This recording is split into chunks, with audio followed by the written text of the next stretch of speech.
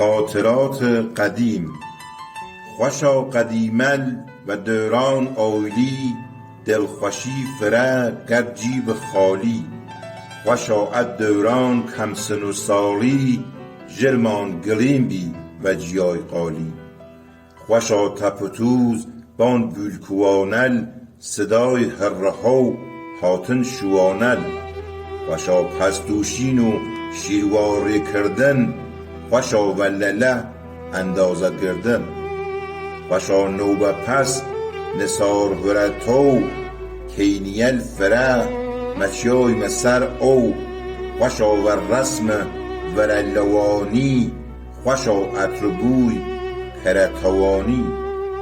خوشا و تام اکر و ماسه، چنال کردن گرد اگردن خاصه. خوشا ورور ورما کردن، ورکل و جیا و کلی بردن. خوشا و بازی دسته و دسته، گرد کیسه جاخوا روی مدرسه. خوشا مدرسه و تغذیه واردن، خوشال و نوین شهریه بردن. خوشا دره و خوشا پریستان، خوشالت و شن بعد کهکیشان. خوشا شوانه و دیار خرمان، دامان پرگنم و چیایم دکان. خوشا بازیل توپان و تران، خوشا و قاپان بیران و کران.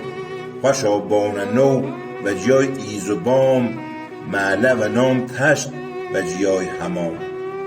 خوشا و جنبین و دور کرسی، خوشال و روشنای چراغ انگلیسی.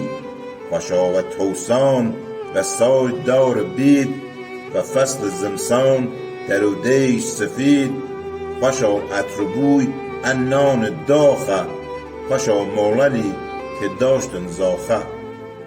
خوشا هنکی آو نام کنل، خوشا ری کینی گپ و گفت ژنل. خوشا و گاجفت و هوه و سیمکه، هو جفتیار تیکه و تیکه. خوشا و شارو باخ و بوسانل، میول جور و جور فصل توسانل. خوشا و همکی کینی پر اوه، الان ارامان خیال و خوه. خوشا همکی پیوژن خاصه، پاکی و درستی و همکه اخلاصه. خوشا و دنگ ساز و کزه تمیره، خوشا و کلام و چرین هوره. خوشا دنگ ساز مش خدا مرای، رسم چپی و گرد پاور پای. یا چی هوش نمن ای رسوماته، میمی بیا خالو امو جای تاته.